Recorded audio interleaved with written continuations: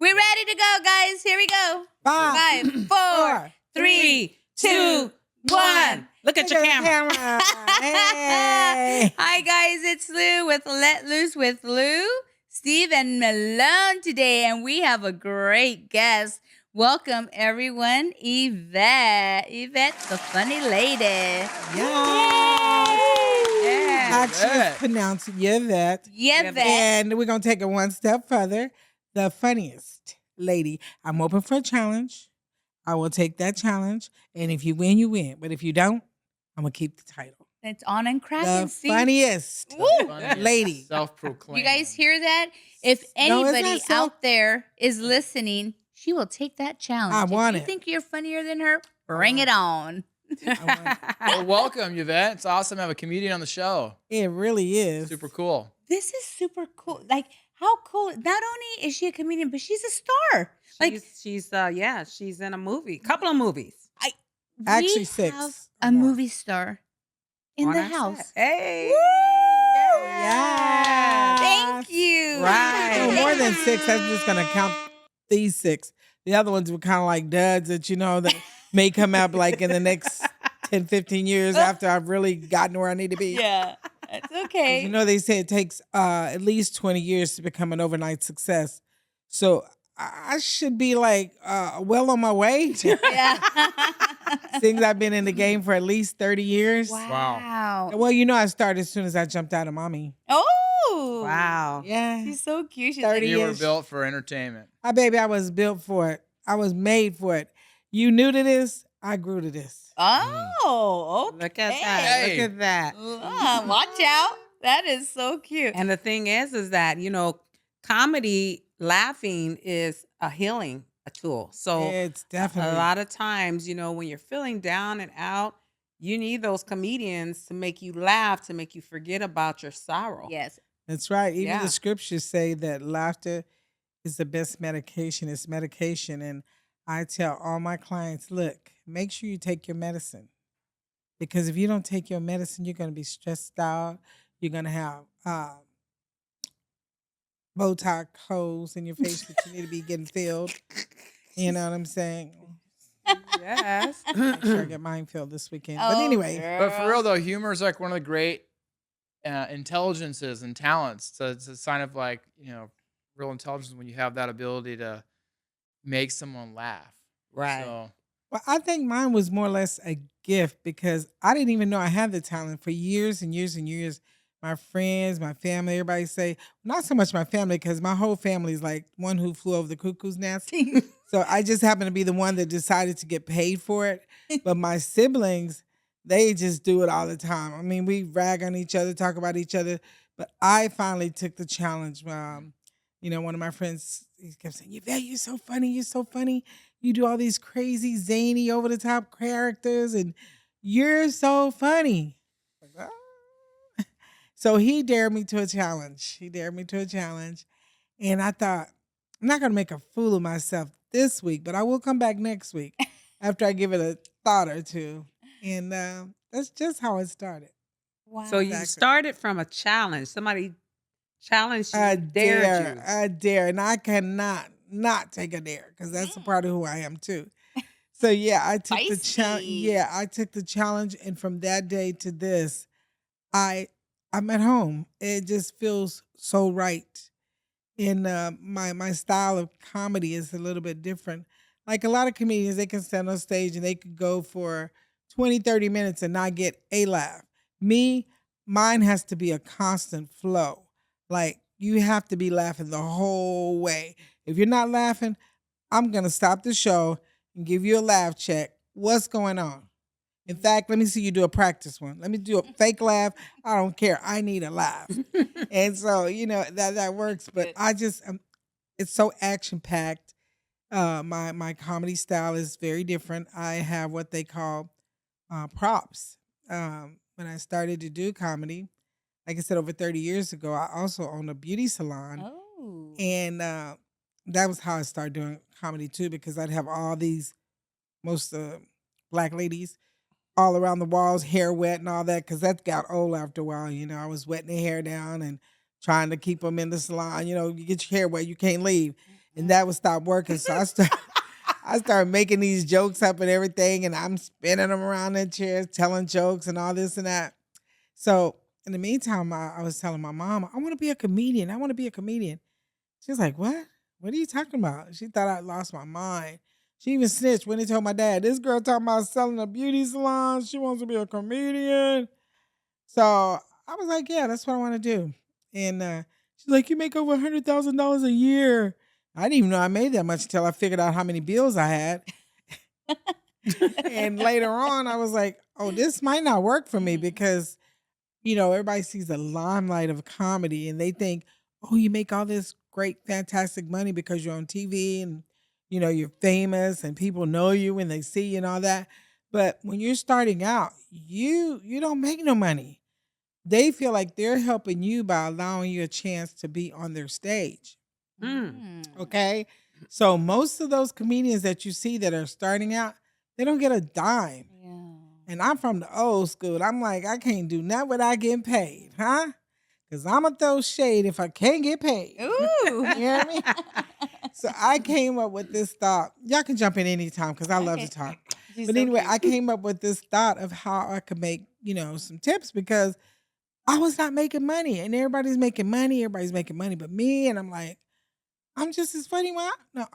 So I came up with this thing. I said, well, sometimes this comedy thing doesn't work out for me. So I do a little bootleg stripping on the side, Ooh. And so that was the start of that.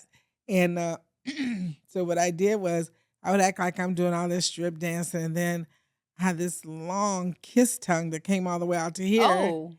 And so we'll show it later on the podcast. Okay. Maybe. But it was just crazy. And the people would go crazy, the men, the women. The women would be giving me money to give their husband. Man. Go, Yeah, Melissa, exactly. man. Basically. With the super long tongue. I Yeah. saw that tongue before. Right. You know the works of it.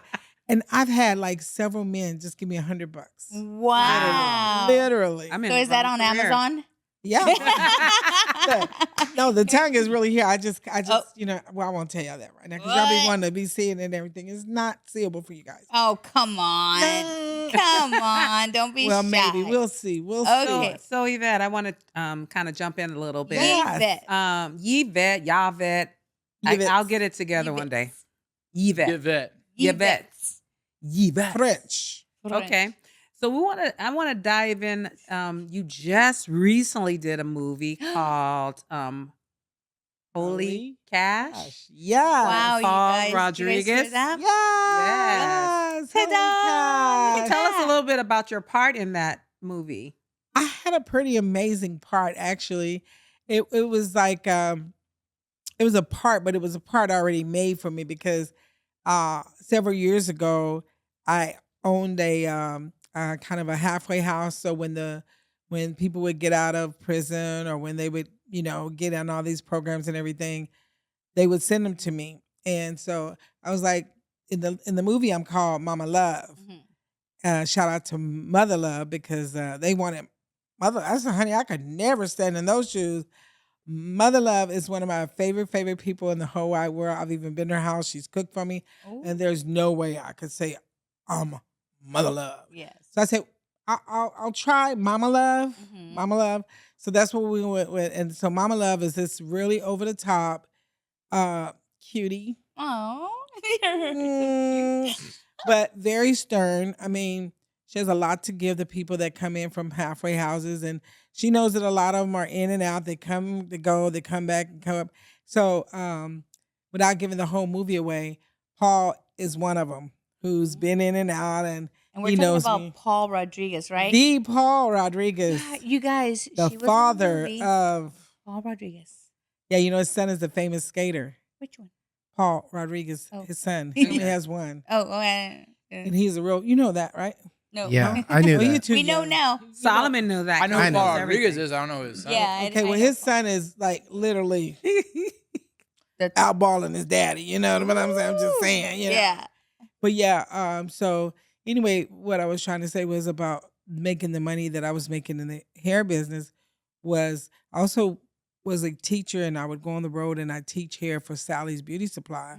And so what I would do is every town that I would go to, I would try to find me a comedy spot. So that would allow me to do comedy, and then it would also allow me to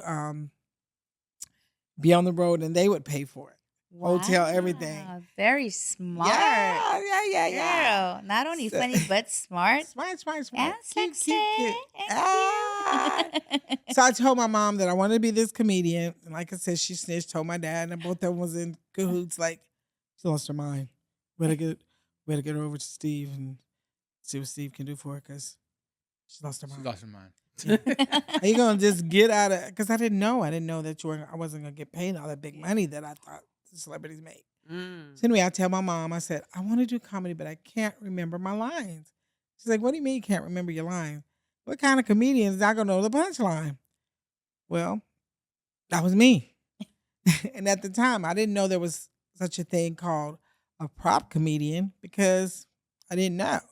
So she said, you should just get something to remind you of what the punchline is going to be. So, like I said, over 30 years later, I am still the prop lady. I have all these props. I go on stage with this, what I call my comedy bag, and it's full of all kinds of tricks and gadgets. And That's so cool. so, yeah, I became the prop lady. And I didn't know it existed. Like I said, I didn't know anything about Carrot Top. I had heard of Carrot Top because he does a lot of prop comedian. I don't know if you guys are familiar with Gallagher. I'm probably going to tell my age in a minute. Yep. Yeah. Yeah. So that was the era they were doing. And then not only that, for me to be a heavyset Black woman, Oh, older. there you go. Look at you, girl. Hi, funny lady. That is so cool. Oh, look at her. Yeah, that's my bit when I talk about, it's time to take your weave out. Oh. Because some people leave they weave in too long. Yes. You know what I mean? Uh-huh. Yeah, like I do. Yeah, like yeah. I ran into a girl. She was at the bank and she had her whole lace front out like this. I'm like, girl, you need to cut it. Mm-hmm. You need to cut it. So that's you need to lace bring front. Lace front. No. That's the lace front. Oh. That's how it goes. Oh. That's the lace front. Because see, the new style, they don't know how you're supposed to cut this part off, right? So you look like your hair is up. Me, just some little clues as to when it's time to take your weave out. Can I give y'all some little clues? Give us the clues. Okay, well, if you scratch your head, and all your weave moves, Oh my gosh, you're so somebody silly. says it's time It's time to take your weave out. take your weave out. If your hairline done slid all the way back and you work with a whole new hairline, child, it's time to take your weave Oh out. my gosh, you're so funny. If your weave is sitting on a small afro, chillaxing and relaxing, Oh my God. moving and grooving. Somebody say it. It's time to take your weave out. If you got chia pets sprouting all around the back, I'm just saying, look, cha-cha-cha-chia, cha-cha-cha-chia. It's time Take to take your weave out. Oh Me, my God. I take mine out whenever I get ready. Oh, that's so painful. That wasn't supposed to happen like that. That was funny though. You're Ow, so ow. Oh, it's attacking you. So this is the real funny lady. I'm so glad we got to this part because I like just being natural, more me all over the place. Like wake up and go. No comb, no grow, no comb. Let's go. That's it. All natural. Oh, natural. And I love it. I love it. I love Oh, Lord, have mercy. it. Okay, that's one of my staple jokes. That is so funny. I swear my cheeks just hurt right now. I too. That was And that's like I said, I have to have that the whole time I'm on stage. I don't allow people to laugh and scrutinize my jokes, pick through which one they're going. All of them funny. yes. You're not gonna be picking through and not laughing like, no, all of mine funny. They're so. I ain't having no hits, no misses. Oh, 'Cause my I- God. you You know- got Malone crying over there. When you get to a certain status with doing comedy, you just know that you got the funnies and everything. So sometimes you can kind of let your guard down. And that's kind of what I did once. And there was this cute little white boy who could sing, not as cute as Steve, but I mean, Oh, Steve. Cute-ish. Okay. But anyway, it was a talent competition, and I thought, we in the hood, they gonna give it to me because they know I'm funny, way funny, this little white boy from Oklahoma, you know. So I didn't know the boy was gonna get up there and blow me out the water with singing. His jokes was in the form of singing, so I had props. He had sing. I was like, so anyway. Nevertheless, he took first place and I took a runner up. But from that day to this one, I don't take no more L's. That was an L to me. Yeah. I can't take them. So anyway, I'm gonna let y'all interview me and stop interviewing myself because I got 30 years of my life invested into this game, and it's kind of hard to just tell you a little bit because when I tell one story, it always leads to another story, which just made me think about would I say the prop comedian? Yes. Carrot Top. Mm-hmm. Somebody started calling me Chocolate Top. I'm like, no, Chocolate Top. Have So you ever met him? I did. I didn't want to meet him when I first found out that that I actually had a style prop comedy. And then after I had really managed and horned my own thing that I knew I was comfortable with being the funny lady, being me, I wanted to meet him. And I had my people to get in touch with his people, and his people got back in touch with my people. And they said, come. And he treated me so fabulous. He was so warm, so kind. I've heard good things about Yeah, him. he was very, but the muscles was kind of scaring me a little bit, but that's another part. The muscles. His muscles So everywhere. I want to chime in, jump Please in real quick. jump in anytime, please. That's the only way I can And stop. so this is going to bring Steve into this whole arena because I know that your everyday life could not be funny. I mean, I know you have to deal with things that happen. It happens in your life, Right. lifing. And how do you, or what do you do to be able to still do comedy yet dealing with things like trauma? Like I know you just recently lost a Grief. dear friend of yours, and you're here today because it was recent. Wow. Yet we don't see that. Yeah. Because comedy is what relaxes me, what gets me through that. That's how I manage. That's how I manage. But like most comedians, when they're on stage, the limelight is there and everything is fun and everybody's all over the place. Ah, she's funny. Da, da, da, da. And now you have to go home. And I live by myself, so when I go home, sometimes it's like I don't have the audience. I don't have the people laughing. I don't have the this. I don't have the that. And recently, I just lost someone that was very dear to me. I call him my life partner, but due to other circumstances and situations that sometimes life bring, you know, we weren't able to keep that commitment on our level because other people got in it. But nevertheless, so I recently just found out that he had passed away, So and sorry. it was horrible because every day, every single day, he would reach out to me mentally, and everybody's like, "What? How you? What are you talking about?" I would literally walk by the store, and there's John's liquor store. I went to some little pizza squad. Oh, John's Pizzeria. Yesterday I was just looking at somebody's Facebook and don't even know this person. John, not my John, but just the name. There were little signs. Just little signs. And he drove a Corvette, a gray Corvette. And last night I was just driving down the street and this little gray Corvette cuts me off and just zooms on away. I'm like, okay, dude, knock it off. Knock it off. My mom, which I love your name, Lou. Is it Lucy or Lou? It's Lou. Lou. Okay, Yes. well, some people call my mom Lou because her name was Lucy. How cute. And so she always told me from day one, she said, it's never going to work with you as a relationship with him because his family was too much into it. And so when I just found out yesterday that his death date is my mom's, not his death, but the day they're going to bury him is also my mom's birthday. So it's like she came back to slap me around a little bit. I told you, see what I'm talking about? See? So it's like she's kind of like, she loved him and she really liked him a lot, but she just knew that I would be hurt in the end. And that's what mothers do. They protect their children. And but yeah, that's the only way I keep from crying is to laugh because laughter is the only thing that holds me up. But when I do go home, there I am bawling out of control. Nobody knows. Nobody sees that side because I don't let nobody see that side. They think, oh, she's funny. She's fun to be around. She's da da da da da. And a lot of people don't know that a lot of comedians are the S word. Thank God that I have a savior who I depend on very much to maintain that part of my life. But because they're so used to, and Steve, I'm sure you can speak on that with what you do for a living. On a serious note, you're never gonna see me this serious again, so y'all better take advantage of it. Cut! Don't take this part. No. Mhm. No, I think it's very cool of you to share that, right? Like what I've learned about people who are funny, or particularly like who are celebrity comedians, like someone like Robin Williams, God rest his soul.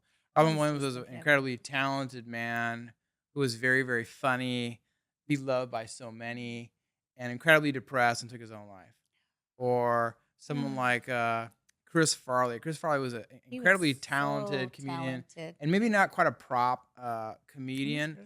but similar in the way that he was a very athletic man. Like a lot of people didn't know this because he was overweight, but he choreographed a lot of his own falls and own kind of blunders, and he did it very like deliberately and with like a lot of calculation.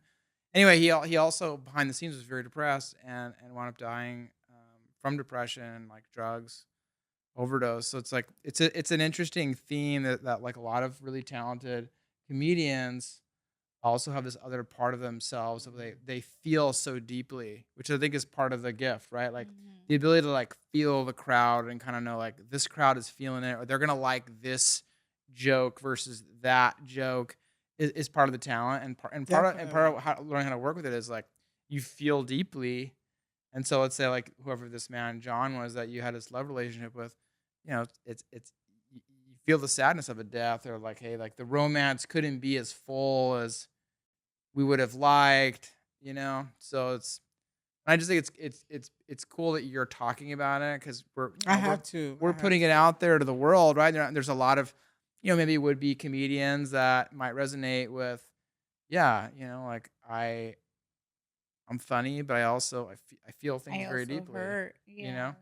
Mhm. And What do when you think we is that? do Is that do you hurt, think that's accurate? Like, that's one like thousand what do you? percent accurate. Because, like you said, I think when we hurt, the hurt is so deep that like most people would say, well, you guys weren't together right this time, whatever. Doesn't matter. Like I said, it was so deep that every single day I call them my mental messages that he would send me, and just all kind of little what everybody else would call weird or quinky dinks or whatever. We felt each other so much emotionally. We were attached. Like Kind of soulmates. psychically, Yes, yeah. definitely. And I think right at the end, he was still waiting for me. He was still waiting, Oh, and he had asked his chills. family to allow me to be there and to take care of him, and they wouldn't allow it. But Mm. he was hanging on. Like I really felt like even until the last moment. I spoke to him a few weeks prior to this, and he said, "You just have to get along with the family. You just have to do it." And so I still felt like he was still trying to speak to me that maybe they would see our connection and not do it for them because we didn't have no connection. Our connection was him and I. And so for somebody else to decide that we couldn't be together on that level, Mm. it's horrible. It's horrible. So yes, when you say the depth of the and the feeling of the crowd, like I can walk in a room and have a whole set plan. In fact, this the other day they had friends, family, whatever, and I had a whole set plan because I thought it was going to be adults. I mean, these are adults, but these were young adults when I got there. So I had to throw that whole set out the window, Mhm. everything out the window, Right, and totally improvise, right, and and change it because you knew. changed it. Had to. Hey, Yvette, can I ask you a question? Sure, So, please. do you have you found like? Because I imagine maybe the answer would be true, but I'll ask you. You ever find that like these pain points or like these deep kind of sufferings or sorrows also inspire the joke? Where you're like Mm. you That's a find good one. you find the joke I do. I do. Just even this is just recently as Tuesday. His death. He died Tuesday. I'm so But Mm. yeah, he's in a definitely got to be a better place because he was sick. But Mm. anyway, my first joke for that is gonna be like yeah, he died right in the middle of the month. He know we got bills. What are you doing? You know, a social security check ain't gonna get here to the third. And how am I gonna cash it? You gone. You already Yeah. left. You know what I'm Yeah. saying? Right. Yeah. So you know, I have to Mm. find some kind of way Ease the to pain. ease the pain. To Now, if ease you the don't mind pain. me asking, No. um, you said the family. You don't get along with the family? Is that? I can get Oh, along with okay. this microphone. I can get along with those plants. I can sit here and talk to those plants and Yes. they will understand. They'll be like, you know. But I think that and it's true with a lot of families, especially when you know the person is a lot older.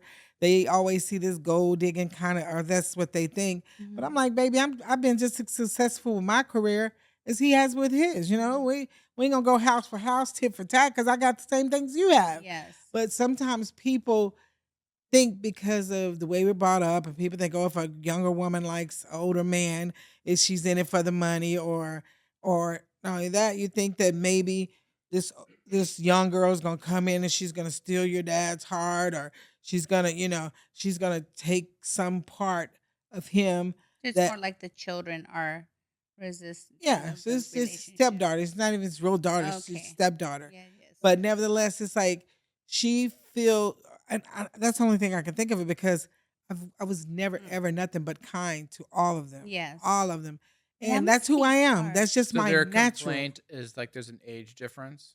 Is that the I don't know complaint? what they're not, they never even, you know, never even told me Addressed what. it. Yeah, they just kind of like, you know, first of all, you know, if you're with a person, just say you're living together with somebody, how can you come in and decide, oh, those curtains aren't cute, let me take those down, Yeah. you know? So it's just like, and then the thing of was with that situation is he didn't have a lot of backbone because Mm. he never wanted to stand up to nobody, not even to like for the people that he should have stood up for, which was like at some point he should have said, "Hey, it's my girl, chill out," Yeah. you know. So rather than to hurt anybody, they always say you hurt the one you love the most. Mm-hmm. So you know that's what he did. He just kind of let me be the fall person, and I could do that. I've done it, Mm. but it just hurts when other people make the decision for you. Yeah, And I absolutely. appreciate you guys so much letting me vent this. It's Oh. kind of a personal issue, but I'm sure there's somebody out there that's dealing with the Right. same Yes. thing. Absolutely. Yes. And Absolutely. so that's why I'm dropping Yes. these nuggets because I Yes. want those people who are in position that, you know, like he was in a position where he could no longer take care of himself. He can no longer make decisions for himself. But when you know that these are decisions that they want and things that they want, allow your parents to be who they are, who they want to be, who they want to be with. It's not Exactly. your choice. Mm. Well, I'll tell you, uh, as a therapist and a pro, like one of the main benchmarks, which is absolutely necessary for successful marriage in particular, is you have to be able to choose your partner first in the face of whatever your family of origins critique is. You have to be able to say, I am choosing you. You are my woman. You are first. And everybody else has then become secondary. Mhm. And you need Right. to I learn how to agree. deal with that. And there are many people, you see it, I think, more probably with men than women. All the women do it too. But when a man continues to choose his parents first, it creates it creates a lot of suffering and it creates a Yes. lot of static Yes. and it usually doesn't come out good. And so, um, God bless this man who's passed on. But like one of the things I've learned is, you know, he didn't reach that benchmark of being able to say to his family, "Love you guys, but Yvette is my special woman." Blah blah blah blah blah, and you guys are gonna deal with it or you won't. He did at the last time I spoke with him, there was a situation where this person was wilding out and everything. And he goes, "You didn't do anything, Yvette. I saw everything. You didn't do nothing. You did nothing. It wasn't you. You didn't do nothing." And that just warmed my heart so Mm. much That he because he had recognized. Yeah. never, ever took a stance for me. Never. In our whole years and years and years of friendship, relationship, he never took that stance. So it was like, here's this one time in a lifetime That he I saw it. saw that I saw it.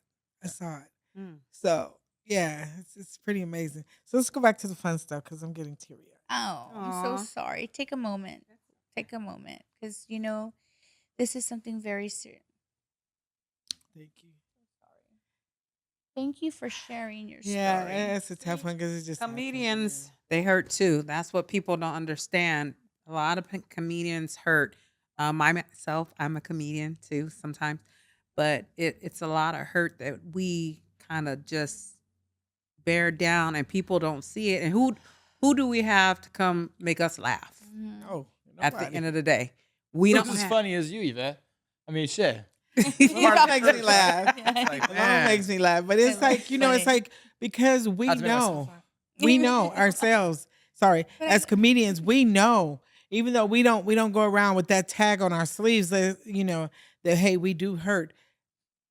From one comedian to another, we know the pain that exists. Yes. So we tap dance around it. Mm. And we act like it doesn't happen, but we it know. does. Yeah. We know. And you it's know? hard to stay strong like that. It because is. To be a comedian, you really have to be strong. You have to be strong because you're putting yourself out. It's kind of like a wall, I feel. Like Mhm. a wall where you have to be strong and you have to have a stance like, hey, look at me, I'm funny. Like, you could be in a bad mood, you could talk all the shit you want, but Wow. I'm gonna deliver this a whole different way. Right. Doesn't matter. And but at the end of the day, it is really hard to, It like you said, is. because sometimes Or is it? Is it hard to be a comedian?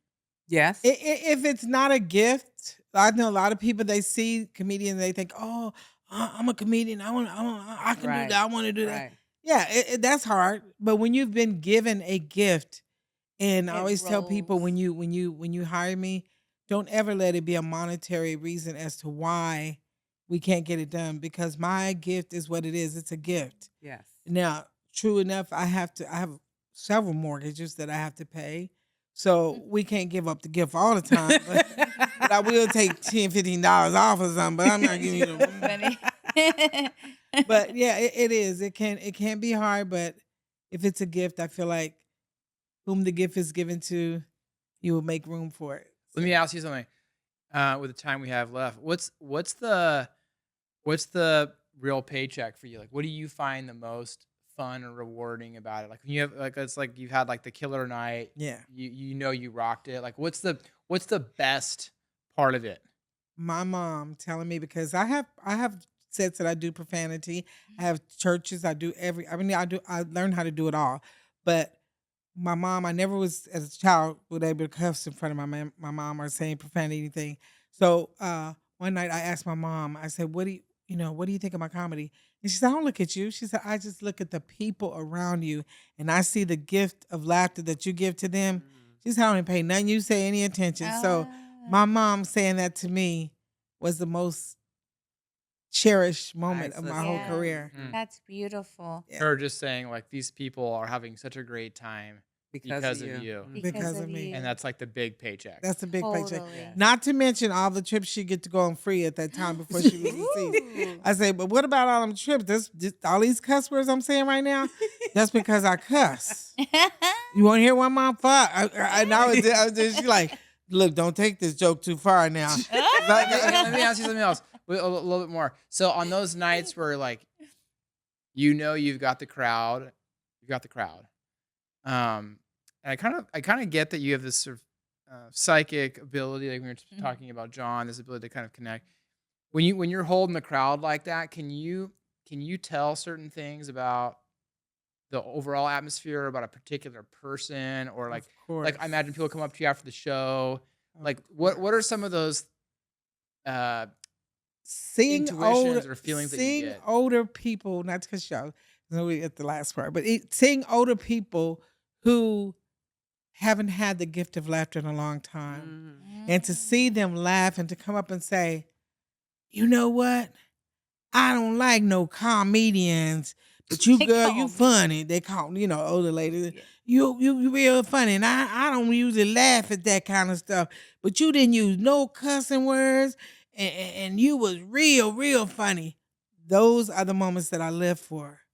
People that are even like, somebody say, oh, you know, I lost my dad around this time, and she's feeling the Pain. emptiness there and all that. And then if I can make her bring that smile to her to take her mind off of her incidents or whatever. But with that, I've lost both my parents, and we can't hold on to them, but we can hold on to those memories. Yeah. And they don't want us. They want us to let them go, because I believe if they could feel anything, they would feel our sadness and our that kind of thing. So with that being said, we have to let them go and look forward to the day where we can join up again. And I'm sure we're gonna have one.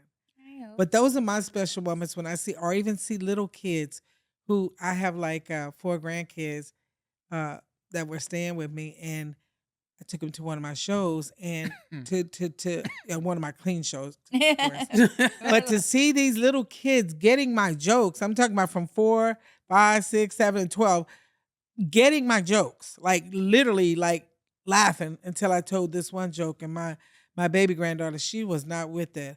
I go, yeah, all my grandkids got ADD, and she looked as if to say, she thinking ADD is like some of this little retarded stuff. Well, not retarded because we don't say that word anymore. But I was like, yeah, all my grandkids got ADD. And she looked. I said, yeah, all y'all got different daddies. All of them got different, all different daddies. And she got out there. When I got out that stage, she said, Nana, why would you say such a thing? Why would you say something like that? And so they were with me the whole day because I had another joke. That was another set I was going to do. And so I go, do you mind if Nana does that joke? Absolutely not, Nana. You can't do that joke. I don't like that one. And she was really hurt by it. Wow, Oh that's my funny. But while the other girls, they're bigger and they knew it was a Yeah, joke they and know they it's a joke, laughed, yeah. but Yes. she did That's a not good one. find that. She didn't find that funny at all. Oh my All know, different daddies. All a good different one. ADD. All of them got ADD. All different daddies. And then I have this one set that I do. That's another thing with comedians. You end up 90%. I would say 85%. Most of 85 to 90% of the jokes that we do come from the heart and come from Real life. real life. Oh Real yes, life. absolutely. Real life. You sit up there laughing and talking about, yeah, this Martian went to the moon. But no, I really went to the moon with this Martian one time. Was that mushrooms? Okay, I didn't say that part, but yeah, I was just saying I did go. Mushrooms and all, we went together. I was like, fly me to the moon. Speaking of flying me to the moon, I also, with comedy, a lot of people think that every time you go on stage, you have to make up a new set. And my thing was, you never throw away your old albums. You got your old album cover from 1964, whatever. You didn't throw those away. So I'm not throwing away these good jokes. That ADD, I'm gonna have that one a long That's a time. good one. I'm gonna have to use that one. Yeah. Like, That's funny. and I do a lot of those, all those little ADDs and all that. I said, I'm in my 60s now, and so what's Cardi B said she had that WAP? That WAP. Cardi B said she got a WAP. I said, yeah, I got a WAP too. I got a wet ass pamper because my ass is getting old and dripping. I'm talking about I'm dripping and Oh my God. sipping and dripping. I'm just saying I'm sipping and dripping. That's so funny. Oh Yeah. my God.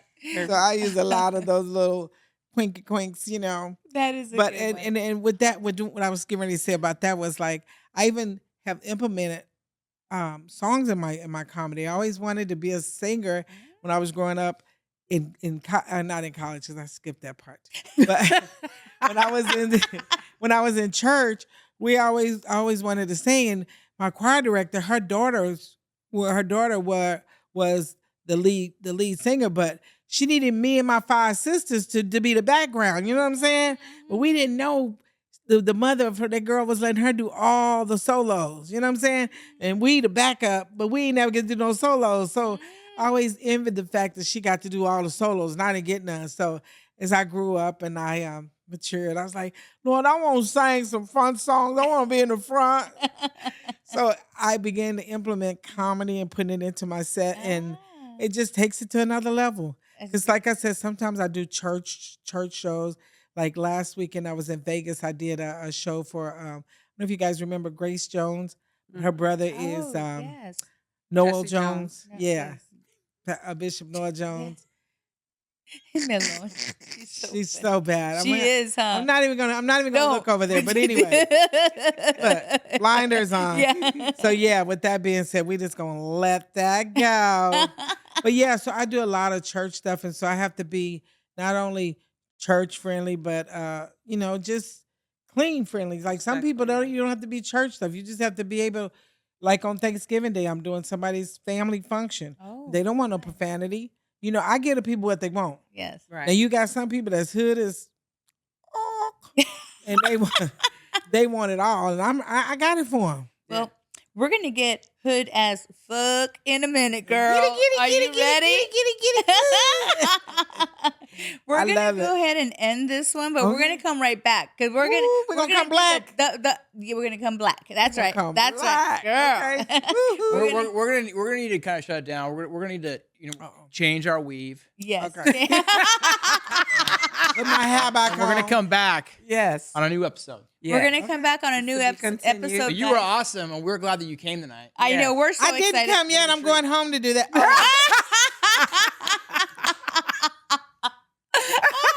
Watch what you say. You're walking. Watch into what this. you say, Steve. She's a comedian, and I used to be a DJ. I used to spin the clits of the Oh. 80s and today. Oh, girl. But now I work in mental health. So. Oh, what you got to say about that now? I am. You guys should Crystal. be here in this studio. This is hilarious. Ooh, he just came out of nowhere with that. Okay. All right, Steve. All right. We should have bought more clothes. Right? We could have changed. No, I Oh, that's know. okay. We always wear the same clothes We for always, different yeah, episodes. we always do. It's okay. It's fun. we'll improvise. Yeah. Improvise. We'll improvise. Speaking of, Alrighty, I can't see nothing we're saying or I doing. Let me know. see. All right, guys, we're gonna go ahead and wrap this up. Thank you guys so much Let for loose watching. with loose. Don't forget to comment, to like, to subscribe, to follow, Yes, and we'll see you please. next time. And don't forget to YouTube. Please follow The Funny Lady on all platforms. TheFunnyLady.com, The Funny Lady, everything. The Funny Lady. But if Barbara Streisand comes up, you got the wrong damn funny lady. All righty, guys. Stay tuned. Our next episode will be with the funny lady again. But this time, Love, peace, and hair grease. hey. Bye. Bye.